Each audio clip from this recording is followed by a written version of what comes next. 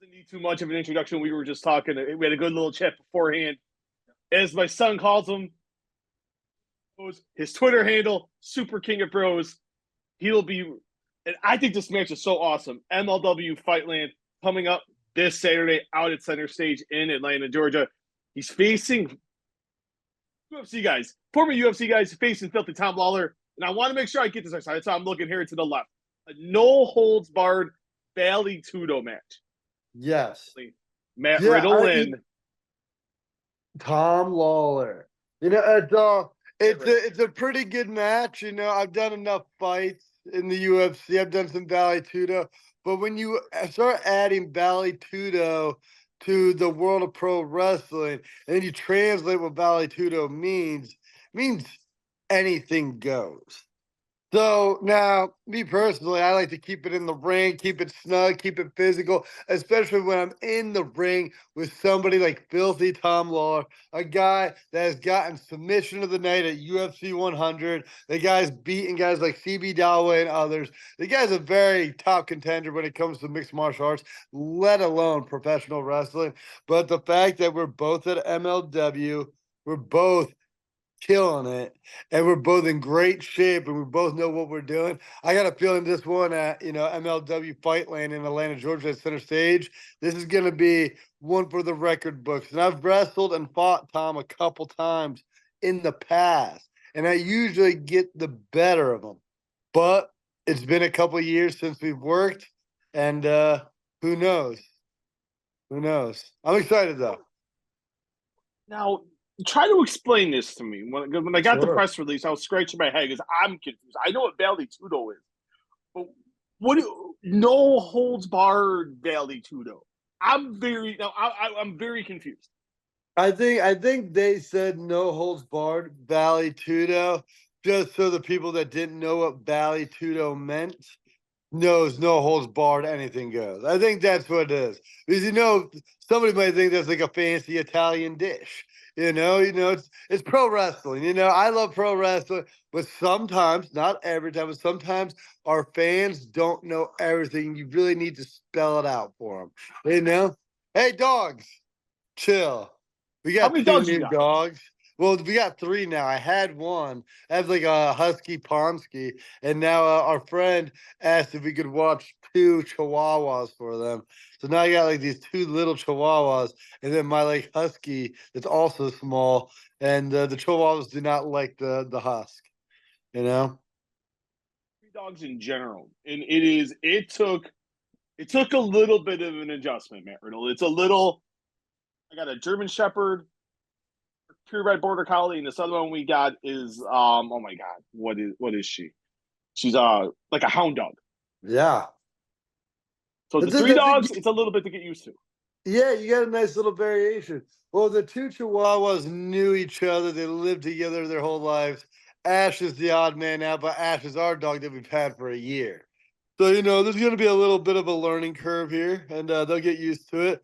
The only thing is the Chihuahuas are a little older. My dog's pretty young, and I worry that my dog might hurt the Chihuahuas. Like Chihuahuas are growling, but my dog, like my little husky, like literally like kills birds out of the sky. Like a bird will come in by our house, and he just waits and then jumps in the air and grabs them. You'll just see a bunch of feathers. Yeah, it's insane. I know. My dog sometimes. Birds. If the birds get on the ground, they will. Yeah. In the backyard, and I'll see an occasional dead bird just in my backyard. Yeah, what happens with us? We got that screened-in enclosure because I live in Florida, and the birds fly in there. And once they're in there, they're more likely to get caught by the dog, and they have. And then the dog brings it into the house as a trophy, and I'm like, "Damn it, Ash!" All right, enough about dogs. Yeah. We kind of just veered off there, Mr. We Riddle. sure did. It's not a bad thing. It's not a bad thing. This be with ropes? Without ropes? Because I've seen like Josh Barnett's Bloodsport. Is the match going to be something like that, or is it there's going to be actual ring ropes? I think this one's probably going to have ring ropes. Funny enough, I was actually the one that started the blood sport. It originally was GCW's Matt Riddle's blood sport, and but Barnett took it. He's doing great with it. You know, he brought it to Japan and other places. I think he had Rampage Jackson on one of them, which Yeah. is my former coach from the Ultimate Fighter. You know, so that was pretty cool. And then my last, I did a match against Sammy Callahan at MLW, and it was a no rope match, which I'm a big fan of. But then it was a no rope death match. And I'm not a big Yes. fan of death matches. You know, I like to, keep it, not death related. You know, I don't mind if it gets hardcore, but death is pretty serious, and you never know what's gonna happen. And the last time I did a death match was broken glass everywhere. And also, yeah, and I wrestled barefoot, no knee pads, elbow pads, no padding. It's like I wake up out of bed and fight people. But that's part of my mystique. You know what I'm saying? When you do a match like that, wouldn't you want to put on some boots, some shoes? If you know You you're in know, a glass, could be up nails, thumbtacks, glass. Maybe I'd consider for those, maybe busting out yeah, a pair of shoes. yeah, I do, but at the same time, that's not me. And I feel like pro wrestling is pro wrestling. Uh, I feel like I'll go into deathmatch barefoot with no padding and walk on tacks and glass and do everything. Now, that stuff's not like a work. You're doing it. Uh, I feel like the fans, just like other pro wrestlers, when they see me work the way I do without any padding, they know how hard it is. Most other wrestlers have padding throughout their gear. Like they have it in their pants, their knees, Okay. their boots, their shirts. Like majority, especially the older guys, they're padded up head to toe. So I think a lot of the old timers, plus a lot of the fans that are higher educated when it comes to wrestling, realize what I'm capable of and realize how good I am. And then you put me in a death match and I don't change anything up and I keep it. It's I think if you weren't a fan of me, but you're a fan of death matches, and then you see a dude wrestle a death match barefoot with no knee pads or elbow pads, you kind of gain some respect for them. Or maybe you don't. Maybe you think they're an idiot. I don't know. I'm just trying to make some money. I have no idea, dude. And I'm just trying to be true to myself. If somebody puts me in a street fight, I'm not gonna wear shoes. I'm literally just gonna fight barefoot in the street. That's and Yeah. even now, if I got into a fight in the street, I'd kick my flip flops off and fight. So it's just something I've always done and been used to since probably like 21 or 20 years old. You said something there I thought was really intriguing about true to yourself. And do you feel, and I was thinking about your WWE run, I was thinking about it the last couple of days, and what you said there really triggered me. And do you feel like we didn't get to see the true Matt Riddle in that aspect of what you're talking about? Well, I would say with WWE, and you got to realize WWE plays to a much broader audience from all over the world. While Yeah. when I work more indies, or even if I do another big company in America, they cater more just to Americans, Canadians, maybe Mexico. And what I've realized is you kind of can't overcomplicate things. And if you do, you might get them in America, but you're not going to get them worldwide. It's not going to translate the same. So when I was with WWE, I played a character that was extremely happy all the time. It didn't even matter if my buddy RKO'd me.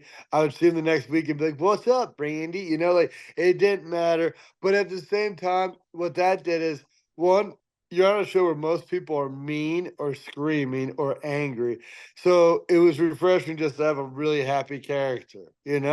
And then and like the thing was that is though, and I kind of played stupid. I rode a scooter, stuff like that. So it definitely wasn't the real me. It's definitely an extension of me. Like if I was hanging out with kids or if I was like babysitting or doing something, I'd probably use those characteristics to make Yeah. everybody happy and stuff like that. And as you see, kids are kind of a big fan of mine. Older people are a big fan. I actually done very well, and that's what I talk about. Did they get the real Matt Riddle? Like, no, I was eventually gonna get there. I wanted to get eventually more serious and stuff like that. But and I did kind of with Seth Rollins with that storyline, and people were really behind it. But then they kind of brought me back and had me teaming up with Elias, which I love Elias. but we were out there playing music, and I had my bongos, and I was asking him to hit my bong and stuff like that. Which funny, funny. But I just beat Seth Rollins in a fight pit in the main event of a pay-per-view. Why am I, playing music now and doing this? Now, granted, it is what it is, and I have no. I enjoyed Yeah. every second of it. The fun, the goofy, the serious. I love it all. But I don't know what the deal is. Maybe they didn't want to pull the trigger with me, and I don't blame them. But I think, and I'll say this: that's probably the most frustrating thing, guys. The most frustrating thing was, you know, being goofy. That's fine. Then getting more serious, okay. But then going back to goofy, and I was like, ah.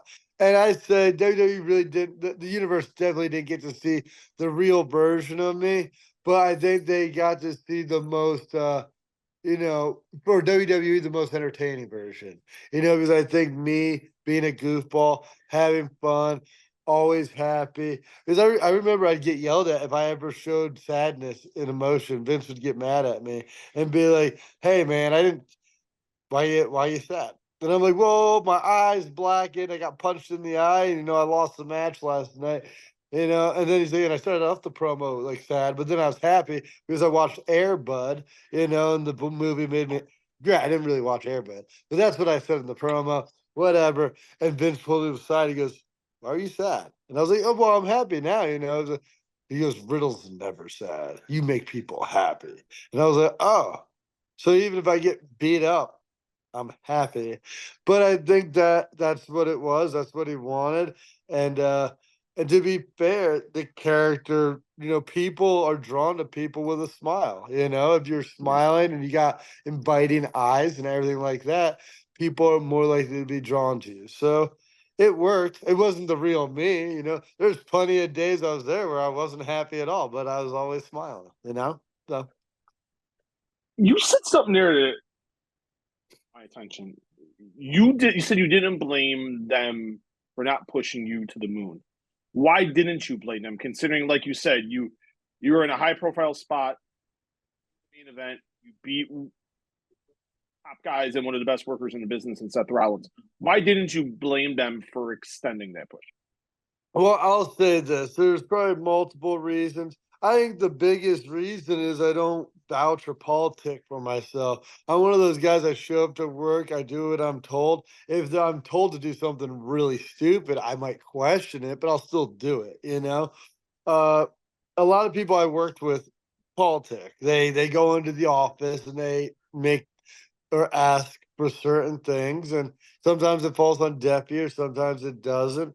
But a lot of times, usually when I wasn't getting the push or something that I thought was not necessary or could happen, it was usually because somebody went to the office and changed what was supposed to happen. And that's happened on multiple occasions, multiple times. And I don't want to like put anybody under the bus Yeah, right now, but they know who they are. They do it every week. They do it whenever they're at TV. They will go up to Triple H or Vince at the time, and they will like bang on his door and keep going in, and be like, "Where is he? Where is he?" Until they talk to him.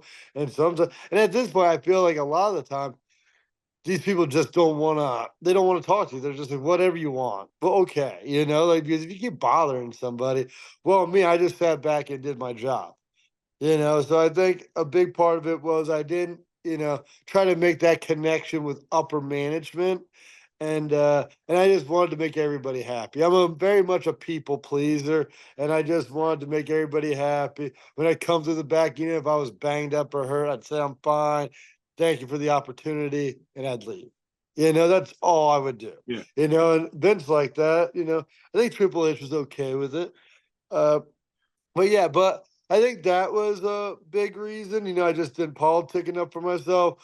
Plus, I think my dating history, and I don't mean that in a bad way. I just have a tendency, and not trying to be weird. I meet women that are a little wild, and sometimes that can be fantastic, and sometimes that can be bad. And I think that played a factor. I think a lot of things. I think my now relationship, my girlfriend was an adult film star, and I think wrestling in WWE they weren't too happy with that. And at the end of my run with them, I don't think I won a match in like 8 months. So, and I don't know if that was it. I would never say that was it, but I'll say like that some things were Yeah. made pretty clear to me, It was never in writing, but things were clear, but I think that was it, and that's on me. And but at the same time, I'll also say the reason I'm as valuable as I am, the reason why I'm still making crazy money now, even without WWE, is because I am me. I try to tell every other pro wrestler that talks to me, if you're really trying to be like one of the best with this, don't try to play a character. You have to be like authentically you.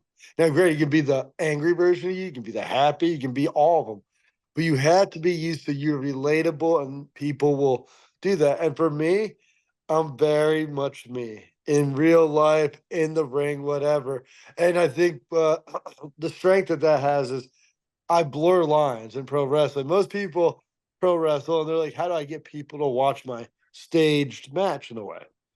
And me, half the people I've wrestled in WWE, most people think I hate, and they hate me, and we actually want to fight each other. How are they going to work together?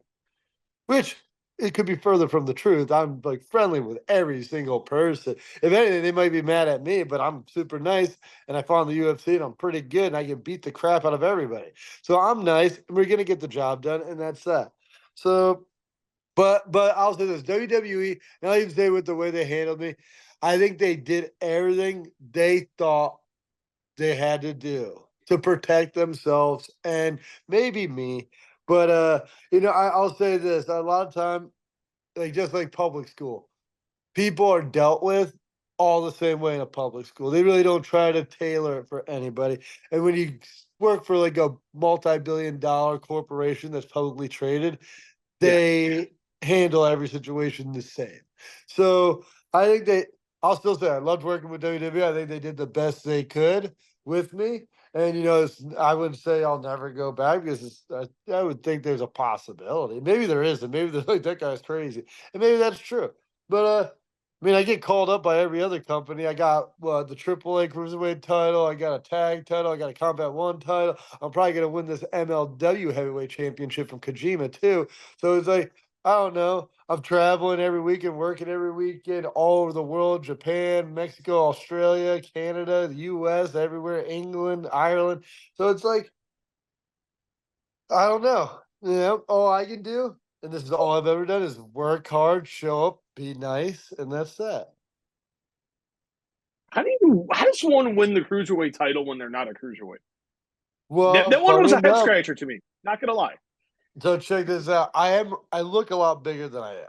And it's because on TV, when you have abs and ripped muscles, you look way bigger on TV. Think about it, if you're watching me on a Yeah. 60-inch TV, they zoom in on me. I take up 60 inches of your TV. So I'm only about 205 pounds, 210. I walk around at that. The cruiserweight title for AAA is 230. Now, granted, the guys I beat to get it definitely were not 230. They were like No, not 170 at pounds. all.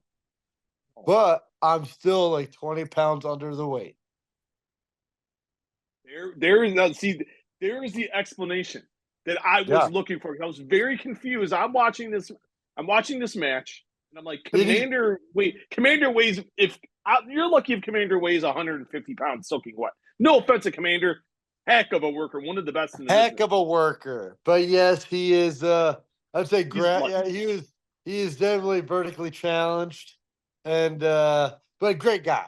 And yeah, but like, I think Absolutely. that's the thing, cruiserweight, but I think it's for me, especially with my style, because they do more of a lucha style. I have more of American pro wrestling with a mixed martial arts background. And I think for them, I think they just wanted to change the scenery. They wanted to somebody to get the championship that has a lot of street creds, been at WrestleManias, etc. Plus, when I wrestled Laredo Kid and Commander in that triple threat, they were ecstatic. I was excited to work with them, because they know where I've been and what I've done. I know where they've been and what they've done, and to all work together. It was very cool. But yeah, I know a lot of people got mad. They're like, he's not a cruiserweight, but I know I I look tall. was, I'm 6'2", but I only weigh yeah. about 210. So Okay, well, and we clear 210's that up. heavy. Huh? cleared that up for me, and I'm glad we were able. Now the world's going to see that, and the world's going to feel the wrestling. These wrestling fans are a little finicky. And so one thing I've learned from covering MMA and boxing, there's no fans like pro wrestling fans. No, pro wrestling fans are the greatest and the worst all at the same time. And I say that, and I blame a lot of the outside factors. Say like interviews like this or dirt sheets is what we call them. And the thing is, you're in the world of pro wrestling, so you do a storyline or this or that, and it's a work. And then like they might hear something else, grapevine, and they consider it factual. And I think that's where, if you report on pro wrestling, you have to be even more careful because not only is the worlds blend together, but Yeah. also our fan base, who also loves pro wrestling and gets into it. They're very gullible at times and will believe anything you say. There's people that message me, like, "Oh, congrats on the marriage." I'm like, "What? I haven't been remarried. I mean, I have a girlfriend and we have a kid and I love her to death and we live together. Yeah. I haven't. Where's the documentation of like, did you see my new wedding certificate? Like, and people will write whole stories. They'll do whole Oh YouTube wow. specials. Yeah, like, oh, well, did you know this is what happened? And it says like they'll talk and they just make up. I don't know where they get the info. They just make up stories. The one time I got an undercut. I undercut my hair and I had my hair in a ponytail and I took a picture and I go, my barber hooked me up. Dude, they wrote like 20 articles about how I like cut all my hair off. My mom hit me up. She's like, "Matthew, what did you do to your hair?" And I'm like, "Nothing. It's still all on my head." But it's like, but there's just like pro wrestling, you have a responsibility to protect people and do your job.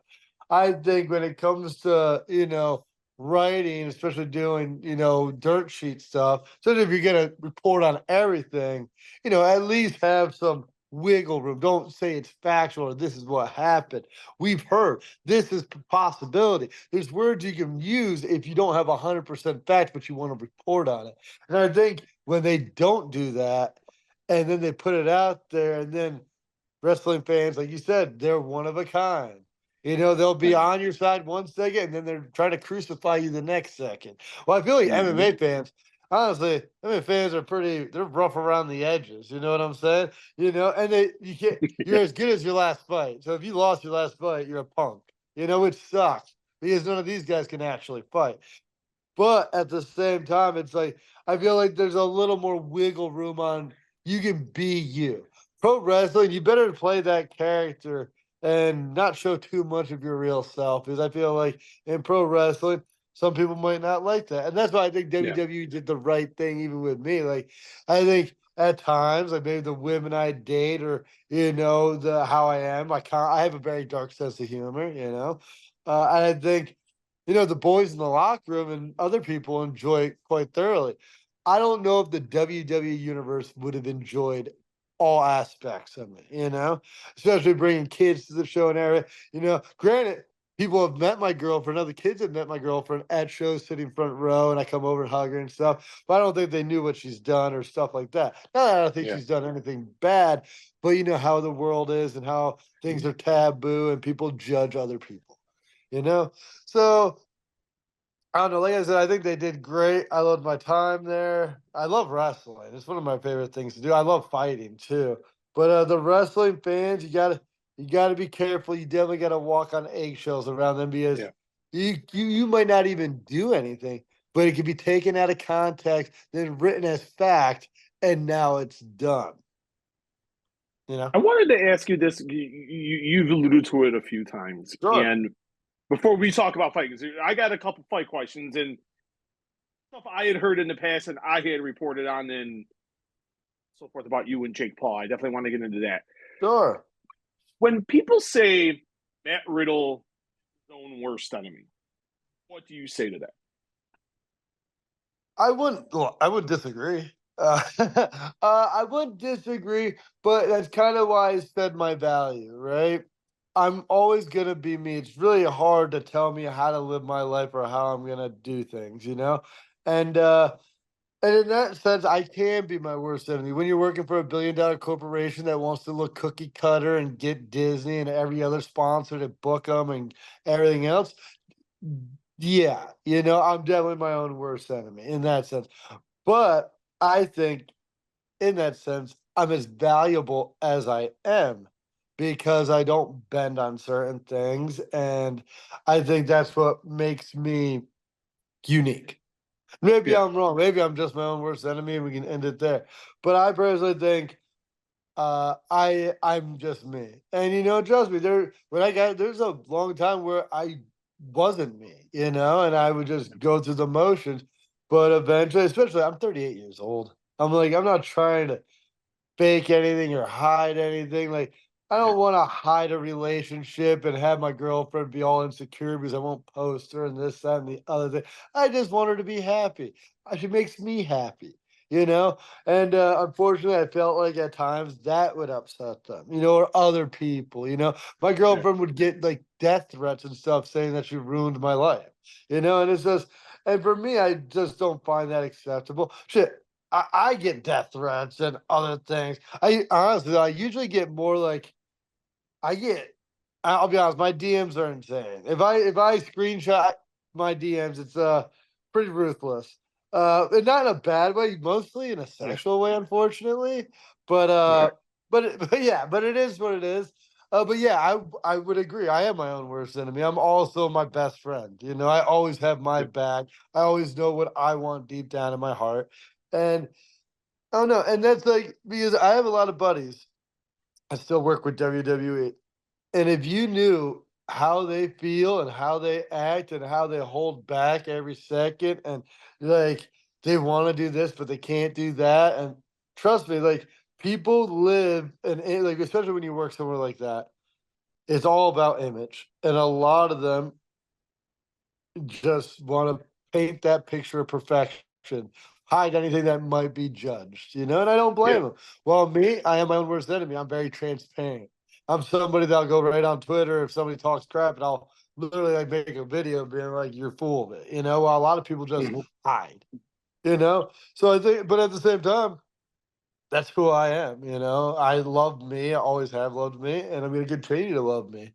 And if I'm my own worst enemy, so be it. But I'm also the only one that's gonna pay my bills, take care of me, and help yeah. me every time. So I want to talk about Jake Paul because it seems like this fight was just back, and I know yeah. you were in Tampa. Jake's fight with Mike Perry. He's tried to come about saying, "Oh, I've never even heard of this guy. Who is he?" Mhm. What is going on with you and Jake Paul? Will you guys fight? Will it be in P? Would it be in PFL? What's this So song and dance here with you and Jake Paul? well, Jake Paul for me, I mean, he doesn't need me. And I tell you, I don't need Jake Paul, but I would like to fight Jake Paul. I know it would help me out a lot. Uh, but the situation with me and Jake, like I know his brother Logan. I mean, they send me Prime every month. I got a cases of Prime. Yeah, I know. I don't even drink it. I'm not saying it's bad. It's just my kids like it a lot, so I let them Okay. devour. Uh, well, the fight, I think I would like to fight. I think I'm a terrible matchup for him, especially if it was in mixed martial arts. But even in kickboxing or boxing, I think he'd rather just keep boxing. They're easy fights. But this is the dilemma for Jake. So when Jake fights people, even if they're high level, even Mike Tyson's, one, he makes sure they're a little past their prime. And then on top of that, if you look at most of the guys he's fought, they're under 6 foot tall.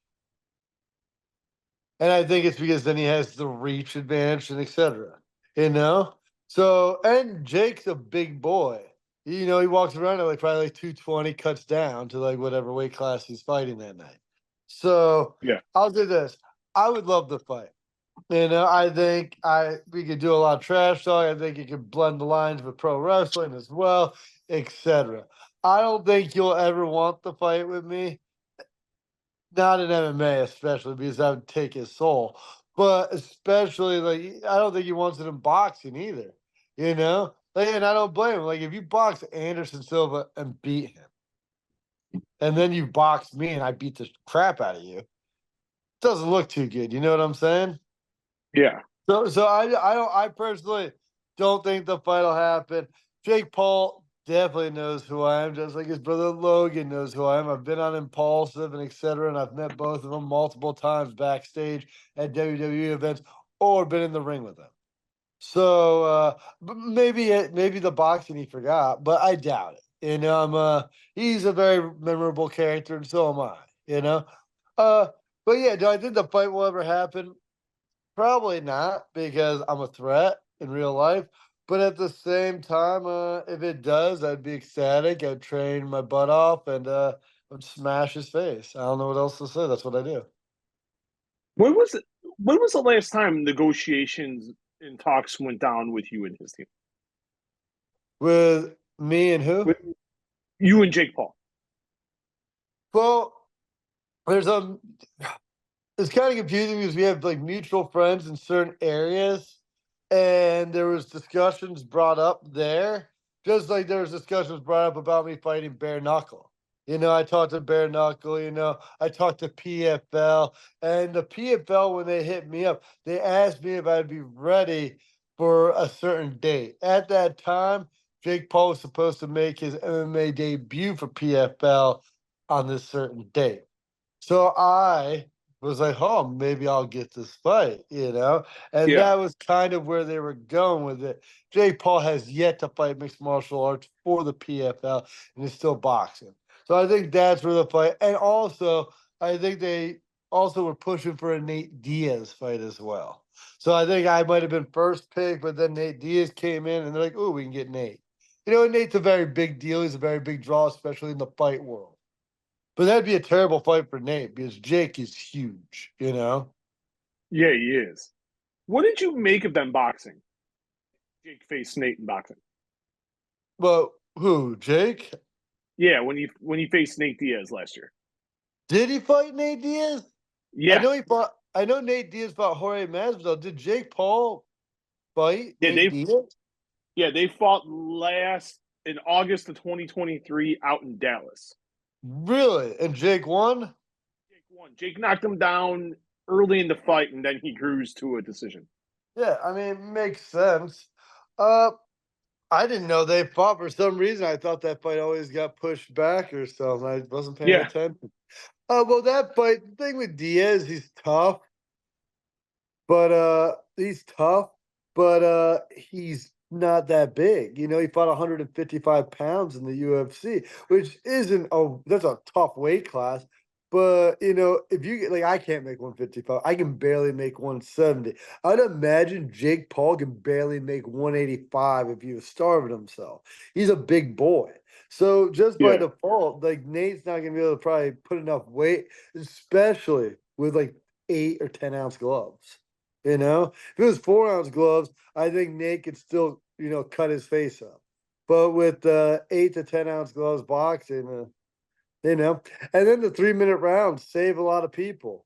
Like if you're not yeah. used to going to those deep waters for 5 minutes and then another 5 minutes and another 5 minutes, 3 minutes, like for me, 3 minutes fighting, I, I could go 3 minute rounds like all day. That's me though, but I always train like 5 or 6 minute rounds, and I do like 10 or 15 of those. So it's just different. But yeah, I mean, Jake is smart. People also like to hate on the Pauls, but dude, Logan wouldn't be in the top of WWE where he's at. He's wrestled Roman and everything if he wasn't good.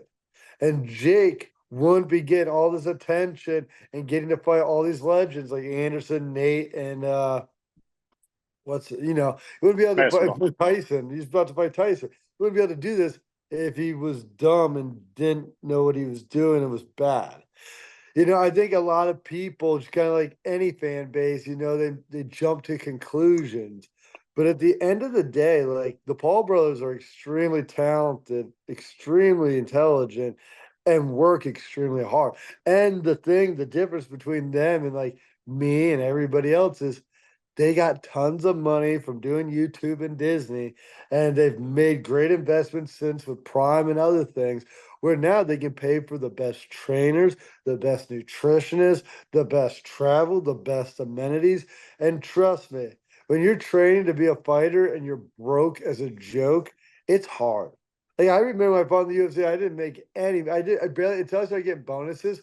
I barely made enough money to get to the next fight. Half the time, I didn't even pay trainers. I just go to random gyms and spar people, do Oh bag wow. work, and that's all I could do. That's all I could afford. And luckily for me, I fought in the UFC, and people would let me train for free because they just want me at their gym. But Yeah. and then when I could pay for trainers, and I had a guy holding mitts and doing everything, dude, my last like 5 fights, right? I barely got touched. Like I was beating the crap out of everybody and like winning like 30-26, So, it all plays a factor. And like I said, I have nothing but great things to say about them. They work hard. They know what they're doing. Talented people, you know? How much how much time are you going to give yourself to get back? As with anything, and you know this, there's a shelf life. So how much longer are you going to give yourself to try to get back into the MMA cage? Oh man, I was a late bloomer, so I feel like I got a little more time than other people. Uh, but at the same time, like when I fought mixed martial arts back in the day, I was 27 when I got fired from the UFC.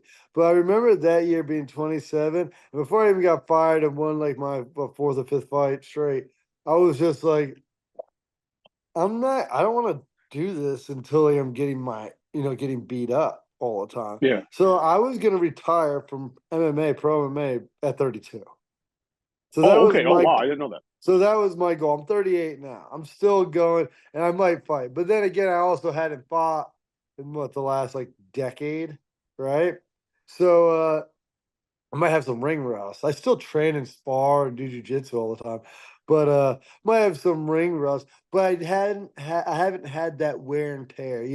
Like when you see like Frank Yeager and Gray Maynard back in the day fight multiple time 5 minute rounds, and then after that, like they both kind of fizzle out, right? Because it's like Mhm. you can't fight like you fought like basically an hour and a half like hard against the two best guys in the world. Like, yeah, you can't do it anymore. Like you blew it, right? And not in a bad way. Yeah. Like you had to. It was a world title match, right? But to do multiple of those, it wears you out. And for me, I think because I had a decent career, but I didn't have too many of those fights, right? I feel like the wear and tear isn't there yet, at least Okay. brain wise.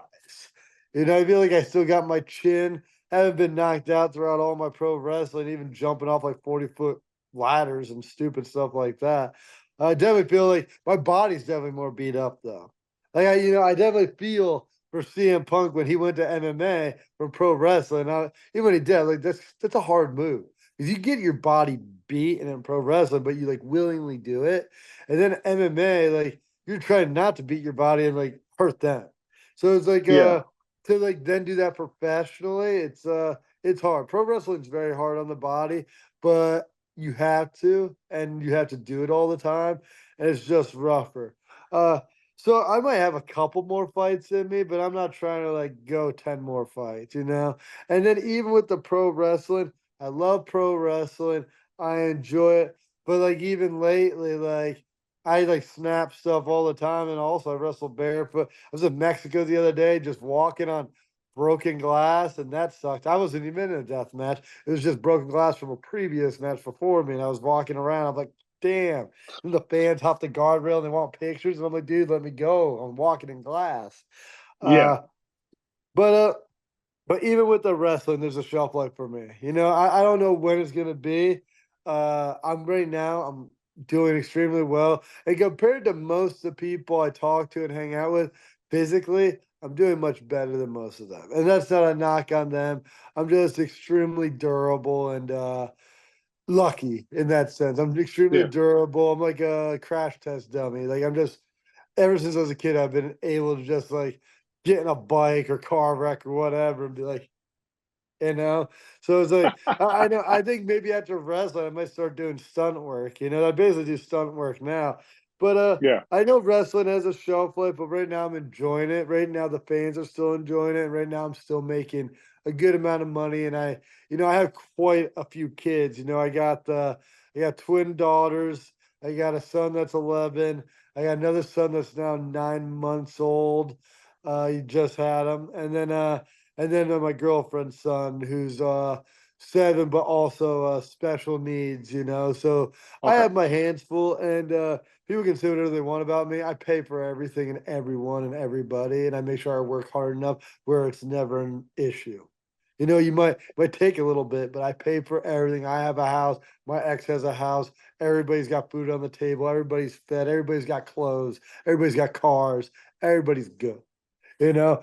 And I think for me, I'm gonna stop wrestling when I don't need to make as much money and I can kind of coast. Because honestly, the way I work, I can coast. Plus, I also have a couple ventures. I've been planning my exit in a way, and I have a strain of cannabis called Riddle OG available in Mhm. California, and I'll also and right now I'm actually in the process of working with a big operation in Oklahoma, all legal, but a big operation, and it might be the thing that allows me to not have to kill myself every weekend because right now I wrestle about 3 to 4 times a week. I'll leave Thursday this week, wrestle Thursday, Friday, Saturday. I have a wedding, my friend's wedding Sunday. So I'm gonna take Ooh. Sunday off and go to a wedding. But knowing my luck, I'll probably twist my ankle and I'll be limping at the ceremony,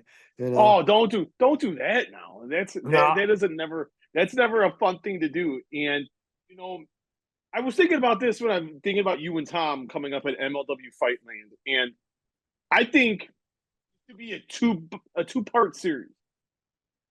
MLW Fightland 24 coming up, then you guys meet in the cage, and we see who's the baddest man on the planet. Do a little Ooh. two-parter, and then we do a draw. I'll say this. I think me and Tom Laura, if we fought, it would be a pretty brutal fight. Uh, he's a lot like me. He hits really hard. I wouldn't say he's the best striker. I wouldn't say I'm the best striker, but we both hit really hard. We both have really good chins, but and we both have really good submissions. His being more of a almost an amateur wrestler that learned jujitsu. Mine being, even though I was an amateur wrestler that learned jujitsu, I'm very comfortable, and I think just the way I'm built more like a jujitsu guy and like kickboxer rather than like a college collegiate wrestler. And but I think if me and Tom actually fought, it would be brutal. Like we're both really tough and really good. And I would never say I'd win, but let's be real, I'd probably win, Uh you know, Just saying, yeah, kind of. I would, yeah. yeah, maybe, most likely. But he's a great guy. But like I said, this MLW Fightland, I gotta put the beats on him. And maybe I beat him in Fightland, and maybe it does transition to a mixed martial arts contest, maybe a kickboxing contest. That actually wouldn't be bad. We do the Valley Tudo, but then maybe we break it down into grappling and fighting. His grappling game is pretty good. I know my grappling game's pretty good too. Your I would say grappling it's game is fantastic. So you yeah. guys got We're both both good grappling games. we both really that's what I'm saying. We both hit hard, but we both don't have the best head movement, right? But and we both are really good at submissions. Like we finish like I've gotten submission of the night in the UFC. He's gotten submission of the night in the UFC. I think we both got knockouts in the UFC. Like we're both very well-rounded fighters. Uh yeah, so I think honestly, I'm glad Tom's wrestling. I'm glad he's at MLW and we get to mix it up because when it comes to combat sports, he's definitely one of my favorite people to fight Yeah. and work with. Two more questions, Matt. Thank you so much for the Please. extended time today. It is greatly appreciated. And we've seen you do Japan. We've Yes. seen you in AAA. We've Yes. seen you in MLW. Yes. A lot of people, well, why hasn't Matt Riddle made an appearance in TNA? Why has Matt Riddle not appeared for AEW? Mhm. Why haven't we seen Matt Riddle in either one or both of those promotions? All right, I got an easy answer. So you've heard me say I got a lot of kids, right? So when I got released, I started getting bookings. And if you pay my rate, I don't care if you're a hole in the wall in the middle of nowhere. You pay my rate, you talk to me like a human, I'll accept your booking. That's that. I'm very easy to work with, regardless of what people say. Uh, but when it came to TNA, I talked to Dreamer at one point, and he sent me a plethora of dates for me to do. And unfortunately, because I've taken so many dates, and usually they do tapings over the course of a weekend, Yeah. there was not one weekend that I wasn't booked at least one or both of the days they wanted me to be at, TNA. So I'll say TNA hasn't happened yet, but it'll probably happen eventually. Uh, with AEW, I think AEW is a fantastic product. I know a lot of the people that work there. I actually saw MJF the other day at a Comic Con, and I saw him. And I haven't seen him in years. He says I went to WWE and everything, and I don't know if he's gonna be nice to me, And he was like, Oh, no, but he's being mean to other people. And then he looks at me, he's like, yeah. "What's up? What's up, Riddle?" And I was like, "What's up, dude?" It was nice. But I know a lot of people there. I like the company. I like the way they work. I love everything. I really do. And I like the people that work there. I think with me, and it's one of the things why I've actually I know it sounds bad. I've been relieved after getting fired from WWE. I felt because I was on TV and I'm such a provocative character at times, everything was magnified so much because I was on TV. And the stress of working on TV 2 to 3 days a week was a lot. I like pressure, I like stress too, but it was a lot. And when I got fired, I've been working for WWE for like what 7 years. I've been on TV for 7 years and basically on the road hard for like 7 years. And I was just like, you know what? Like I guess the best answer would be to go AEW and get more money and work a decent schedule. I didn't want to work on TV again. I didn't want the attention for a while. I wanted to step away, and I kind of just wanted to do indies. MLW, I like. They record, even if it's live, it's live. I don't have to worry about commercials or hey, 2 minutes before break or anything like that. Which I'll tell you Yeah. this: when you think you're gonna do something or this or that, and then they cut your time in half or whatever, it's heartbreaking. It sucks, especially when we work as hard as we do.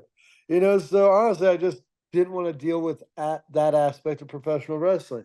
But I'm not saying I won't eventually, but right now I'm very happy working for MLW, AAA, and everywhere else I work on this. And this past weekend I wrestled in Texas for the Wrestling Cartel, and it was insane. It was a great people, great vibe, great experience.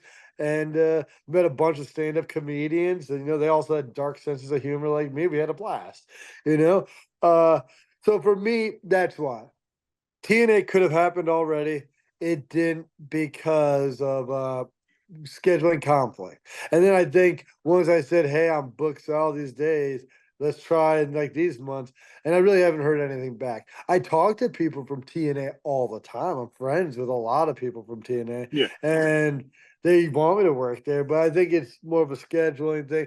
And also, I think right now with the current relationship between WWE and TNA, I don't know if they're interested in me anymore. I don't know if WWE is even interested in me at all. So like maybe they're just trying to keep that space, or maybe they got their hands full. They're already cross promoted. I think Cody's doing something with TNA eventually. They got the Rascals in NXT, like the Joe Hendry. People are believing in him finally. Yeah. So I think they got a lot going on. But I think with every action, there's a reaction. And I know MLW works with New Japan. No, New Japan works a lot with AEW. So maybe you'll see me on an AEW channel or broadcast sooner than later. Maybe you won't. Maybe you'll just see me at MLW and AAA and etc. But like I said, it was my choice. It's the main reason. Also, I talked to Tony. I don't know if he likes me. He seemed happy. I wrestled Zack Sabre in Chicago, and he seemed cool about it. I don't know. When you meet me, I'm very sarcastic. But I think when I met, I was like, "Oh, you like that match?" But I said it a different way, and he looked at me all confused. And I was like, "Never mind, dude." I just like walked away. So that was my experience with that. So, like I said, like first time I met Vince, I was like, "What's up, Vince?" I show up in his like office with flip flops on and a suit, and he goes, "You know what? You're kind of a goof." I'm like, "I am kind of a goof. I'm a goof that can kick your ass. You know, if I'm the UFC, I'm goofy." He's like, "You don't want to be a goof," and I'm like, "Well, I'm a goof," and that might have held me back a little bit because and maybe that's why you made my character so goofy, right? So I don't know.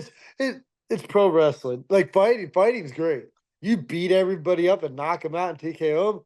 You get paid more money. You get the opportunity.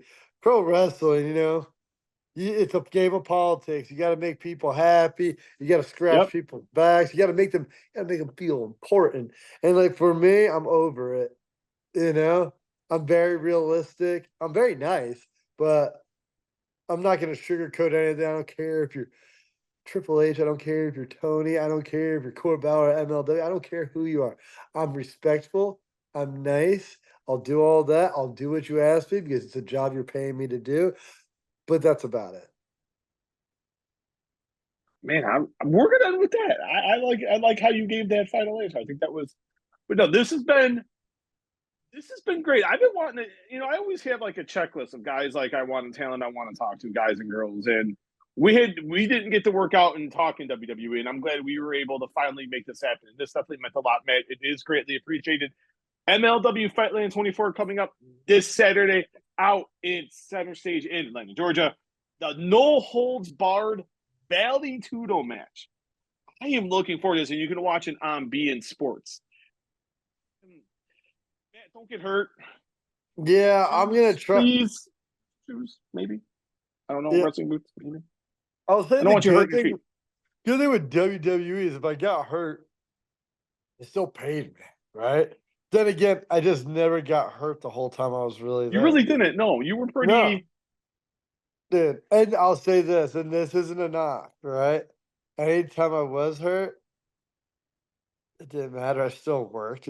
But that was on me. I never asked for time off, because I wanted as much TV time as possible. I wanted to become as valuable as possible. Yeah. Because I was always taught this when you start fighting or doing any professional athletic sport or anything, a stopwatch clicks go and it starts. Mhm. But eventually, you don't get to choose when this clock stops. Just like I didn't get to choose when I got fired. I just got fired, right? Granted, maybe I'm my own worst enemy, but they still fired me. I didn't quit. I'm not a quitter. And I just feel like that's the one thing, like when I was in the UFC, I didn't quit, but the stopwatch stopped. So I look at life like that, and you got to make the most of it when you can. And I think with my time at WWE, I made a lot of it. And I think with my time in the UFC, I made a lot of it because look at where it got me to. So Mhm. that's that. Where do you think you would, if you could predict the future, where would you think you would, the odds of these things happening? Going back to With WWE Well, funny enough, or the guy who fired me from after WWE is also fired, and that guy was a I don't know what I can say, but I didn't like him. He would scream. One time he didn't book me a hotel room. I guess it wasn't his job, but I didn't get a hotel room booked for SummerSlam. And then I went to him because I was literally in the lobby at 1 a.m. with no room, and I had to crash with fans SummerSlam weekend a couple years ago in Detroit.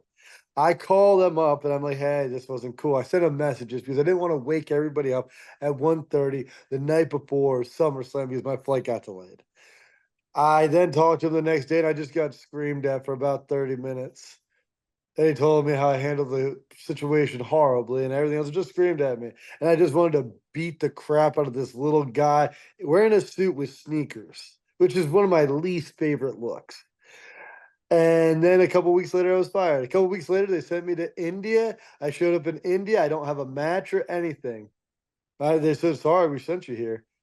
And then on my flight home, got into some trouble. And I don't think the situation was handled properly, but I also put myself in that situation. I was stuck in the airport, had a couple of drinks, grabbed the loudspeaker, made some jokes, and then they reprimanded me, which is fine. I was sorry. But then a couple comments were made to me on the way out that I was not a fan of. And I think on another day I probably would have let it slide. But I think with being flown like 30 hours back and forth to India without a match and then getting screamed at by talent relations and everything. It was a snowball effect. But everything happens for a reason. And honestly, I needed to get out of that place. And it's not because it was terrible, but I think for me at that time it was toxic. I had another kid on the way. I was so busy and just I was just it was a lot. And now it's still a lot, but it's a lot on my time. I choose my schedule. I choose where I work. I choose what I want to do. I haven't had this much control in my life ever. And it feels good. It feels great, you know? And like I said, the chances of me going back, I think they're extremely high. If CM Punk, who filed a lawsuit against WWE, sued them for money, and then raked them through the mud for a decade, then goes to the competition. I'll tell you this.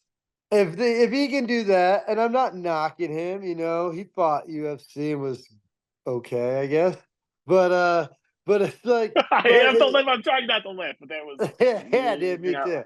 But at the end of the day, I look at you can things can be forgiven. I know I wasn't the easiest to work with at times, and honestly, I thought I was. I think just when we go outside, when we blend those lines, blur those lines, that's when me as a character was kind of controversial. Me as a character on TV was great. I think when you add that goofy character that kids love, and then you're like, oh, that goofy character kids love fucking parties a lot and like dates porn stars and stuff like that. I think that's when people were like, oh, and then after that, I was kind of looked at a certain way, a different way, and was handled.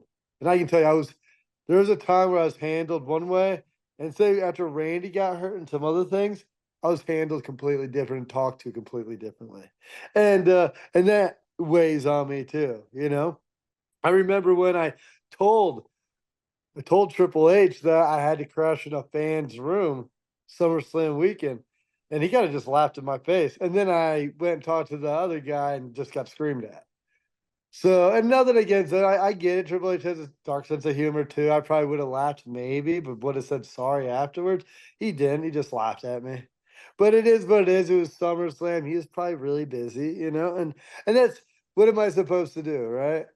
But I think the door's always open. I think distance and time makes the heart grow fonder. And I think the longer I'm away, the harder I work and the more I do, the more likely I could come back. But I'll also say this, if I never go back ever again and they never talk to me again, I'll be okay with that. I had a great Yeah. time when I did.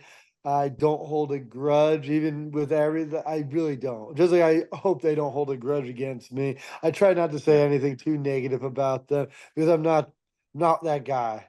Just like all the crazy exes I have, they can talk all the trash they want. Hey man, that's your opinion. I'm sorry I didn't want to be with you and you acted this way. That's fine. But I wish you the best. I don't know what else to say. I could get mean and nasty, but I think being catty, that's a stinky perfume, being like I feel like you put me down, I had to put you down. I feel like that's like an eye for an eye makes the world go blind. You take my eye, I don't want you to take my other eye. I'm not gonna take yours, but stop. You know? So that's how I feel. I agree with that sentiment. And we'll end with that in MLW Fightland 24 this Saturday, Atlanta, Georgia. Riddle, Filthy Tom Lawler, Bard Valley Tudo match. You can watch it on BN Sports. Matt, we've never chatted before. This has been great. Thank you so much for the extended time. The best of luck. Don't get hurt. Be safe. If you fight in the cage, don't forget I get my 10%, by the way, for proposing this idea. If it's the Jake Paul fight in the That cage, too. I'll give you 10%. If it's a random fight in the cage, I don't know. I got 5 kids, dude. I hear you. I got two. They cost money, and I understand. Yes, and tell your son, bro. I'm gonna love that end of that. Thank you, man, for the time. We'll talk soon, my friend. Sounds good. Take care.